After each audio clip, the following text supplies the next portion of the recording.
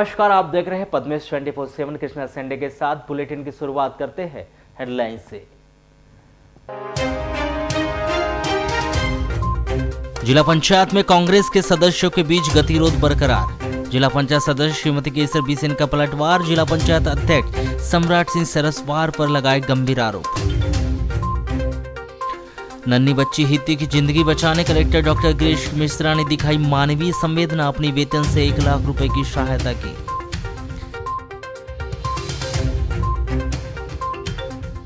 सड़क हादसे में मृत सहायक उप निरीक्षक देवाराम पटले को दी गई भावपूर्ण श्रद्धांजलि।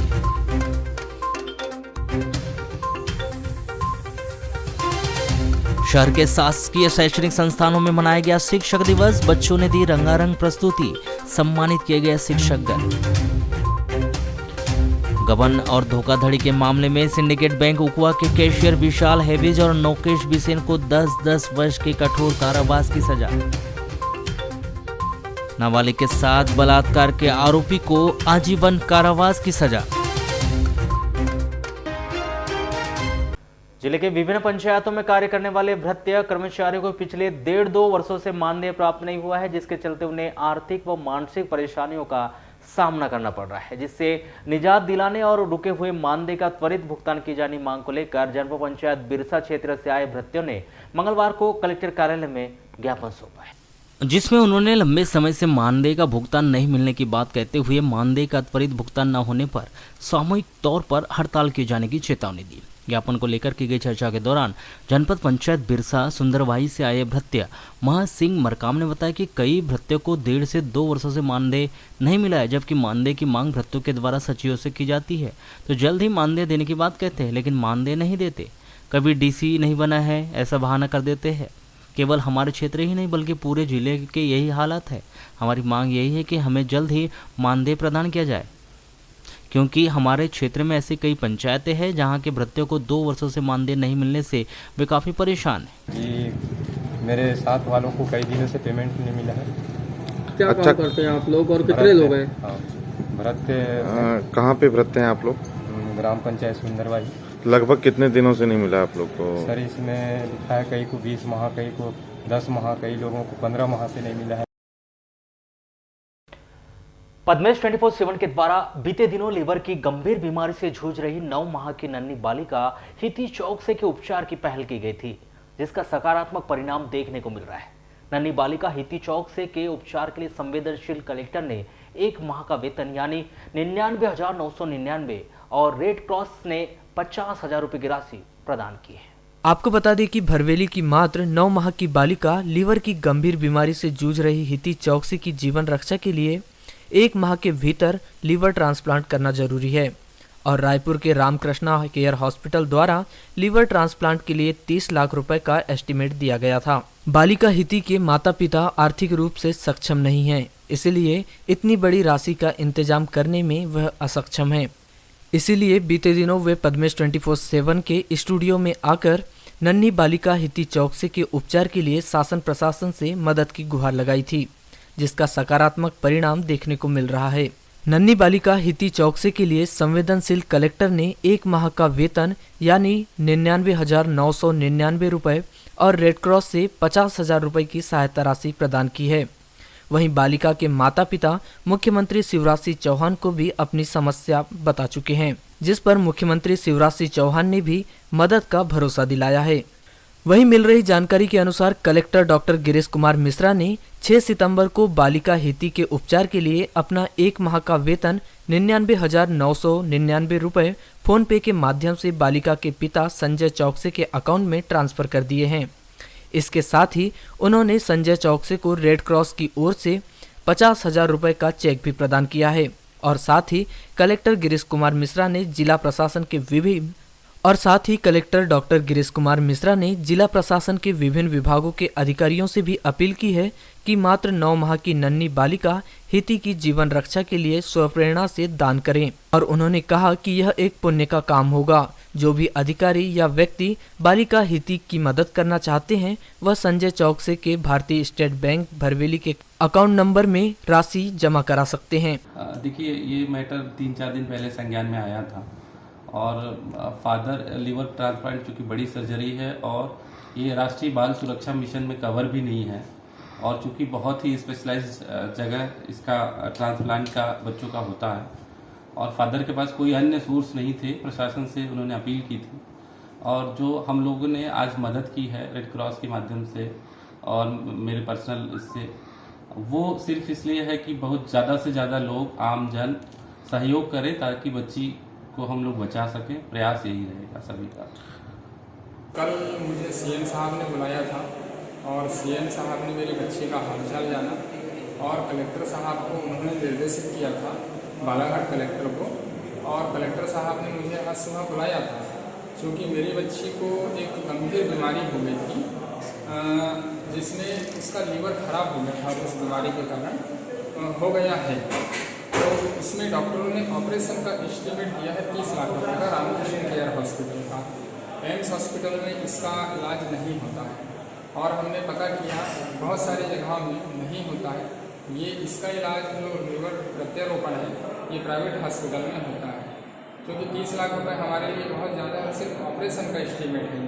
अभी तो लीवर जो है, लीवर उसकी मम्मी जो डोनेट करेगी तो अभी उसकी मम्मी डाइट में गई है, डाइट में डाला है डॉक्टरों ने और अब उसके टेस्ट होंगे। ये जो पैसे आज कलेक्टर साहब ने मुझे बुलाया सुबह और उन्होंने मुझे रेड क्रॉस की तरफ से 50,000 रुपये दिया है और साथ ही अपना 1 माह का वेतन उन्होंने 99,999 मेरे अकाउंट में डाला है। मंगलवार को जिला महिला कांग्रेस कमेटी के अध्यक्ष इंजीनियर श्रीमती रचना लीलारे ने जिला महिला कांग्रेस कमेटी की नवीन कार्यकारिणी की घोषणा की थी, जिसमें उन्होंने महिला कांग्रेस कमेटी में 15 ब्लॉक अध्यक्ष, 10 उपाध्यक्ष, 11 महामंत्री, 5 सह सचिव और 5 वरिष्ठ संरक्षक और अन्य कार्यकारिणी सदस्य बनाए गए, जिन्होंने आगामी विधानसभा चुनाव को देखते हुए उनके द्वारा सभी 15 ब्लॉकों में जाकर दौरा करने और वहां की स्थानीय महिलाओं को कांग्रेस से जोड़कर मंडल अध्यक्ष व अन्य कार्यकारिणी का गठन किए जाने की बात कही गई। यह तमाम जानकारी मंगलवार को जिला कांग्रेस कमेटी कार्यालय में आयोजित एक पत्रकार वार्ता में जिला महिला कांग्रेस कमेटी के अध्यक्ष इंजीनियर श्रीमती रचना लीलारे के द्वारा दी गई। हाँ, हमने 15 ब्लॉक अध्यक्ष अलग अलग जगह से, अलग अलग समाज से, 15 समाज से समाज हमने पूरा इसमें गठन किया है। हर तरह से महिलाओं को यहाँ इसमें शामिल किया है। साथ ही 10 उपाध्यक्ष हैं, 11 महामंत्री हैं, कार्यकारिणी सदस्य 5 सह सचिव हैं। संरक्षक के रूप में भी हमने 5 हमारी जो वरिष्ठ महिलाएं हैं उनको भी हमने शामिल किया है और आज हमने गठन किया है। और इसके पश्चात में हमारा यह रहेगा सबसे पहला कार्य कि मैं 15 ब्लॉक में ही जाऊं और हर ब्लॉक में दौरा करूंगी। साथ ही वहां पर हम मंडल अध्यक्ष और जो आगे की कार्यकारिणी जो होती है वो हम आगे सभी ब्लॉक में जाके हम गठन करेंगे। रूपजर थाना के अंतर्गत उकवा माइंस के पुराने कुएं से एक व्यक्ति की लाश बरामद की गई। मृतक महिपाल पिता परदेशी भलावी 56 वर्ष निवासी है। उकवा पुलिस ने इस व्यक्ति की लाश पोस्टमार्टम करवाकर शव उनके परिजनों को सौंप दिया है। प्राप्त जानकारी के अनुसार महिपाल भलावी उकवा माइंस में फीडर के पद पर पदस्थ था। उसके परिवार में पत्नी और लड़का है। बताया गया है कि महिपाल शराब पीने का आदी था। सुबह 8:30 बजे करीब उकवा माइंस के पुराने कुएं में महिपाल की लाश देखी गई। सूचना मिलने पर परिवार के लोग पहुंचे। उकवा पुलिस थाने के प्रधान आरक्षक नेहरू ने मृतक महिपाल की लाश बरामद की और पंचनामा कार्रवाई के पश्चात लाश पोस्टमार्टम करवाकर शव उनके परिजनों को सौंप दिया है। इस व्यक्ति ने कुएं में कूदकर आत्महत्या की है या फिर कुएं में फिसलने से गिरने से मौत हुई है, यह अभी स्पष्ट नहीं हो पाया है। आगे मर्ग जांच उकवा पुलिस के द्वारा की जा रही है। बारासिनी से लालबरा मार्ग के निर्माण को और वहां पर जगह जगह गड्ढे दिखाई देना प्रारंभ हो गए। वर्ष 2016-17 में इस सड़क का निर्माण एमपीआरडीसी ने एमबीएल कंपनी से करवाया था, जिसके पूर्ण होने के बाद बकायदा नेवरगांव के पास भूमि का अधिग्रहण कर टोल टैक्स भी लगवाया। लेकिन सड़क के मेंटेनेंस के नाम पर किसी प्रकार का कोई प्रयास करते हुए एमपीआरडीसी विभाग नहीं दिख रहा है। वर्तमान समय में बारिश का मौसम चल रहा है, जिसकी वजह से सड़क निर्माण की गुणवत्ता पर प्रश्न चिन्ह लग रहा है। इस संबंध में पद्मेश 24/7 को जानकारी देते हुए सेवानिवृत्त रेंजर मधुसूदन अकबरी ने बताया कि उनके घर के सामने तो सड़क का काफी उखड़ चुकी है, जिसमें बारिश के दौरान पानी भर जाता है। कई लोग इस गड्ढे की वजह से दुर्घटनाग्रस्त तक हो गए हैं। कई बार विभाग ने जरूर इसका मरम्मती कार्य करवाया, लेकिन बारिश शुरू होते ही कार्य की कलई खुल जाती है। यहाँ पर हर गाड़ियाँ जो आती है ना वो अक्सर यहीं से ऐसे तेज़ी से गुजरती है और ये गड्ढे होने का रोड पर कभी रात में नहीं दिख पाया तो उछल जाती है और एक्सीडेंट के चांस रहते हैं। इसके पहले भी 2-4 बार ऐसा हो चुका है। तो ये रोड तो अभी हाल ही में बनी है 3-4 साल पहले? अरे अभी तो करीब मेरा ऐसा ख्याल है 2 माह पहले बनी है, इसको सुधार के में बनाए हैं, लेकिन 2 महीने में ये उखड़ गई। फिर उखड़ गई फिर और ऐसा अक्सर 2 महीने में दोस्त निपट ही जाते हैं 2-2.5 महीने में। वहीं लालबर्रा रोड निवासी लालचंद पंचेश्वर ने बताया कि रेलवे क्रॉसिंग से लेकर पूरा लालबर्रा तक मार्ग में जगह जगह गड्ढे हो गए। इस मार्ग काफ़ी महत्वपूर्ण मार्ग कहलाता है, जहां से लालबर्रा, जबलपुर सहित अन्य बड़े शहरों के लिए यात्री वाहन चलते हैं। इसी मार्ग पर कुछ स्कूल भी पढ़ते हैं, जिनके बच्चे भी आना जाना इसी मार्ग से करते हैं। ऐसे में मार्ग पर बने गड्ढे कभी भी जानलेवा साबित हो सकते हैं। यहाँ जी बड़ी जो ऊँची गाड़ी आती है, यहाँ आदमी को डर लगने लगता है कि पलट ना जाए। पलटने का ज़्यादा और जो है हर 2 महीने में ये बना रहे हैं, यहाँ से जो है उखड़ी जाती है रोड। ये रोड तो अभी हाल ही में बनी है 3-4 साल पहले? 4 साल पहले बनी है ये रोड। 12 से लालबर्रा 4 साल में यहाँ 10 बार कम से कम ज़्यादा हो गया होगा। वहीं 24/7 से चर्चा करते हुए मुश्ताक अहमद ने बताया कि मार्ग पर दुर्घटना होना कोई नई बात नहीं है। कई दुर्घटनाओं के तो हम ही गवाह हैं। मार्ग का निर्माण गुणवत्ता विहीन हुआ है, जिसकी वजह से 4 से 5 वर्ष में ही इस मार्ग में जगह जगह गड्ढे हो गए। मार्ग पर चलने से डर लगता है। बड़े वाहन चालक गड्ढा बचाने के लिए छोटे वाहन चालकों को मजबूर कर देते हैं कि वे अपने वाहन गड्ढे पर से ले जाएं।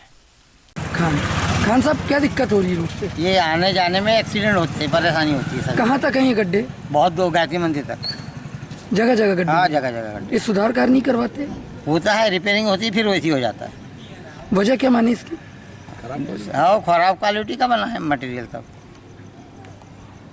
इस संबंध में एमपीआरडीसी के महाप्रबंधक दीपक आड़े ने बताया कि वर्ष 2014 में उक्त मार्ग का निर्माण कार्य किया गया था, जो पूरी तरह से गुणवत्तापूर्वक किया गया, परंतु कुछ स्थानों पर काली मिट्टी है, जिसके कारण वहां की रोड उखड़ जाती है, जिसके लिए समय समय पर मरम्मत की जा रही है। देखिए, वाराणसी लालबर्रा रोड जो है बीओटी रोड के अंतर्गत निर्मित हुआ है। ये 2014 में कंप्लीट हुआ है और वहाँ पे कुछ पोर्शन में बीसी सॉइल है, जहाँ पे थोड़ा सा रोड खराब होता है। अब जहाँ तक गुणवत्ता और 2M दर्जे की बात है तो ऐसा नहीं है। आप देख रहे हैं लगभग 2014 से यानी लगभग 10 साल हो गए, लेकिन रोड की स्थिति बहुत अच्छी है। कुछ ही स्पॉट ऐसे हैं, 2-4 स्पॉट ऐसे जहाँ पे रोड खराब होती है, जिसको लगातार मेंटेन कर दिया जाता है। मुख्यमंत्री ड्यूटी से बालाघाट घर वापस लौट रहे खैलांजी में पदस्थ एएसआई देवाराम पटले की सोमवार देर शाम गर्रा स्थित शंकर पेट्रोल पंप के पास सड़क दुर्घटना में मौत हो गई थी, जिनकी मौत के बाद से ही पुलिस विभाग में शोक का माहौल है। जिनकी सड़क दुर्घटना में मृत्यु होने पर मंगलवार को पुलिस लाइन में शहीद स्मारक में जनप्रतिनिधियों सहित पुलिस के वरिष्ठ अधिकारी कर्मचारियों ने उनके पार्थिव शव पर फूलमालाएं अर्पित कर उन्हें श्रद्धांजलि दी। इस अवसर पर पुलिस अधीक्षक समीर सौरभ ने जहां परोपकार निधि के तहत तत्काल ही मृतक एएसआई के परिजनों को 1 लाख रुपए की सहायता प्रदान कराई, तो वहीं एसपी सहित अन्य जनप्रतिनिधियों ने उन्हें शहीद का दर्जा दिलाने, बच्चों को अनुकंपा नियुक्ति दिए जाने सहित उनके परिजनों की भरपूर मदद किए जाने का पक्का भरोसा दिलाया। आपको बताया कि मृतक देवाराम पटले खैलांजी थाने में एएसआई के पद पर पदस्थ थे। सोमवार को मुख्यमंत्री के आगमन पर उनकी ड्यूटी वाराणसी में लगाई गई थी। वे ड्यूटी के बाद वापस बालाघाट कोतवाली के पीछे स्थित निवास स्थान लौट रहे थे कि गर्रा पेट्रोल पंप के सामने उनकी मोटरसाइकिल खड़े ट्रक से जा भिड़ी, जिससे उनकी मौत हो गई थी। मामला देवाराम पटले ये कल ड्यूटी में थे, ड्यूटी के चलते था तो वहाँ से वापस आ रहे थे, आते आते एक्सीडेंट हो गया और दुर्घटना में उनकी मृत्यु हो गई। यहाँ पर उनकी डेड बॉडी लाए हैं, अभी डीएम हुआ है और अभी सभी लोग कलेक्टर साहब, आईजी साहब, एसपी साहब सारे लोग आए हैं। उनका कहना है कि जो शहीद का दर्जा देने के लिए जो उनके नियम के अंतर्गत है, उसको हम देख के उसको दर्जा दिलाने का प्रयास करेंगे। और फिर क्या है कि अभी तो ड्यूटी में है, तो हम भी प्रयास करेंगे कि उनके बच्चे हैं तो अनुकंपा नियुक्ति हो जाए तो यानी परिवार के लिए अच्छा रहेगा, ये प्रयास है। और हमारे माननीय विधायक जी ने कहा है कि मैं 51,000 की सहायता राशि उनको परिवार को दूँगा। शासन में अभी जो हमारे पास नियम है पुलिस विभागों पर परोपकार निधि के अंतर्गत 1 लाख रुपये की राशि को तत्काल मुहैया करा दी गई है और इसके अतिरिक्त जो भी हमारी तरफ से होगा प्रयास वो हम लोग डेफिनेटली करेंगे। इसमें उनके दोनों बेटों से मैंने बात की तो आज ये चूँकि माहौल थोड़ा गमगीन है, इसके उपरांत दोनों बेटों से बात करके उसके बाद फिर मैं इसको इन प्रोसेस किस तरीके की घटना हुई?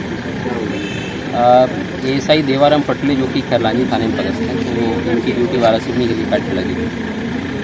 वहाँ ड्यूटी के पश्चात लौटते समय इनका बालाघाट पुलिस लाइन में ही इनका निवास है। लौटते समय वारासिवनी क्षेत्र के अंतर्गत सड़क दुर्घटना में काफ़ी अनफॉर्चुनेट है। पूरा पुलिस परिवार आज इनके साथ खड़ा है और ड्यूटी के दौरान इनकी शहादत को हम सभी श्रद्धांजलि देते। सर, शहीद का दर्जा देने की बात कही जा रही थी, इसको लेकर के ऐसा कुछ अभी? शहीद के दर्जे के लिए जो क्राइटेरिया होंगे वो हम लोग एक बार स्टडी कर लेते हैं डिपार्टमेंट लेवल पे, और यदि वर्तमान कंडीशन जो है, वर्तमान इवेंट इसमें फिट बैठेगा तो डेफिनेटली हम लोग अपने स्तर पर प्रयास करेंगे। दुष्कर्म के एक सनसनीखेज प्रकरण में एक नाबालिग लड़की के साथ दुष्कर्म करने के आरोप में आरोपी दुर्गा प्रसाद उइके 24 वर्ष ग्राम बावली थाना चांगोटोला निवासी को आजीवन कारावास की सजा सुनाई है। लैंगिक अपराधों से बालकों का संरक्षण अधिनियम के विशेष न्यायाधीश मनोज कुमार तिवारी की अदालत ने इस आरोपी को आजीवन कारावास के अलावा 51,000 रुपए के अर्थदंड से भी दंडित किया है। यह घटना 7 अगस्त 2020 की है। इस दिन 11 बजे यह लड़की अपने माता पिता के भाई के साथ गांव के जंगल की तरफ मवेशी चराने गए थे। मवेशी चराते हुए उसके पिता और भाई आगे निकल गए और वह पीछे रह गई थी। उसी समय आरोपी दुर्गा प्रसाद वहां आया और लड़की के साथ जबरदस्ती दुष्कर्म किया। इस दौरान लड़की के सर में चोटें भी आई थी। इस मामले में लड़की के द्वारा की गई रिपोर्ट पर आरोपी राम प्रसाद के विरुद्ध अपराध दर्ज किया गया। अभियोग पत्र विद्वान अदालत में पेश किया गया। यह प्रकरण लैंगिक अपराधों से बालकों का संरक्षण अधिनियम के विशेष न्यायाधीश मनोज कुमार तिवारी की अदालत में चला, जहां पर अभियोजन पक्ष आरोपी दुर्गा प्रसाद उइके के विरुद्ध आरोपित अपराध सिद्ध करने में सफल रहा। इसके परिणाम स्वरूप विद्वान अदालत ने आरोपी दुर्गा प्रसाद उइके को धारा 323 भारतीय दंड विधान में 6 माह का कारावास, 1,000 रुपये अर्थदंड और धारा 4 पास्को अधिनियम एवं सहपठित धारा 376 भारतीय दंड विधान के तहत आजीवन कारावास की सजा सुनाई है। 20 का मामला है। इसे जघन्य सनसनीखेज प्रकरण की सूची में शामिल किया गया था। ये 7/8/2020 की घटना है। उस समय अभियुक्ति जो एक नाबालिग बालिका थी, वो अपने पिताजी और भाई के साथ जंगल तरफ गाय चराने गई थी। तभी अभियुक्त उसके पीछे आया। अब अभियुक्त उसके पिता और भाई साथ में नहीं थे और उसके साथ ज़बरदस्ती जंगल की तरफ खींच के ले गया और उसके साथ बलात्कार कायद किया और उसके सर में चोटें भी आई थी।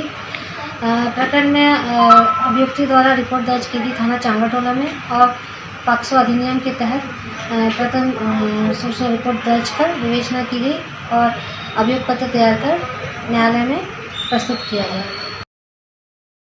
बय्यर के अपर सत्र न्यायाधीश भूभास्कर यादव की अदालत ने सिंडिकेट बैंक उपवा से फर्जी विड्रॉल फॉर्म के माध्यम से 50,000 रुपये निकालकर धोखाधड़ी करने के मामले में इस बैंक के कैशियर विशाल हैविज विदा अरुण हैविज 37 वर्ष वार्ड नंबर 16 पुराना थाना रोड बालाघाट और नोकेश पिता मदनलाल बिसेन 41 वर्ष वार्ड नंबर 10 समनापुर पुलिस चौकी उकवा निवासी को 10-10 वर्ष के कठोर कारावास और दोनों को 1,20,000 रुपये से अर्थदंड से दंडित किया है।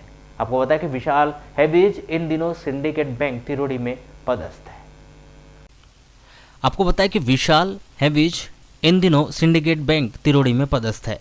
अभियोजन के अनुसार समनापुर निवासी सुखलाल का बचत खाता सिंडिकेट बैंक उकवा में था, जिसने अपने खाते में 21 जनवरी 2012 को 10,000 रुपये जमा किया था। उसके बाद उसके खाते में 62,625 रुपये जमा थे।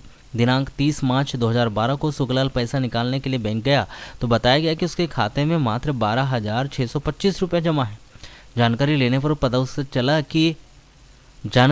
उससे पता चला कि दिनांक 19 मार्च 2012 को 20,000 रुपये, दिनांक 20 मार्च 2012 को 15,000 रुपये और दिनांक 28 मार्च 2012 को 15,000 रुपये उसके खाते से निकाल लिए गए, जिसकी लिखित शिकायत सुखलाल ने पुलिस चौकी उकवा में की थी और आशंका व्यक्त की थी कि बैंक के कैशियर विशाल ने आपने किसी साथी के साथ मिलकर पैसा निकाल लिया।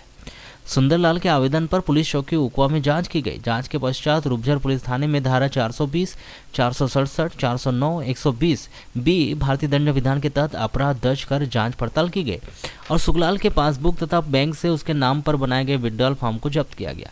जांच में पाया गया कि कैशियर विशाल हैविज और नोकेश बिसेन ने एक षड्यंत्र के तहत फर्जी विड्रॉल के माध्यम से सुखलाल के खाते से उक्त राशि आहरण कर धोखाधड़ी की थी और उक्त राशि का गबन कर दिया था।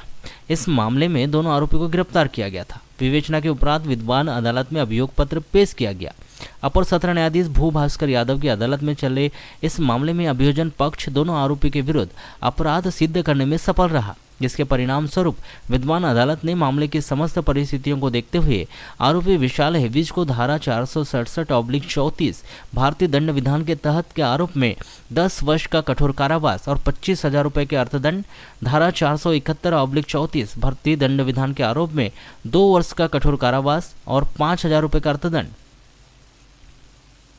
धारा 420 भारतीय दंड विधान के आरोप में 3 वर्ष का कठोर कारावास और 20,000 रुपये अर्थदंड, धारा 409 भारतीय दंड विधान के आरोप में 10 वर्ष का कठोर कारावास एवं 20,000 रुपये के अर्थदंड से दंडित किया है। इसी प्रकार विद्वान अदालत ने आरोपी नोकेश बिशन को 467 भारतीय दंड विधान के तहत आरोप में 10 वर्ष का कठोर कारावास और 25,000 रुपये के अर्थदंड से, धारा 471 भारतीय दंड विधान के आरोप में 2 वर्ष का कठोर कारावास और 5,000 रुपये के अर्थदंड, धारा 420 के आरोप में 3 वर्ष का कठोर कारावास एवं 20,000 रुपये के अर्थदंड से दंडित किया है। इस मामले में अभियोजन की ओर से पैरवी अतिरिक्त लोक अभियोजक अशोक बापट ने की थी।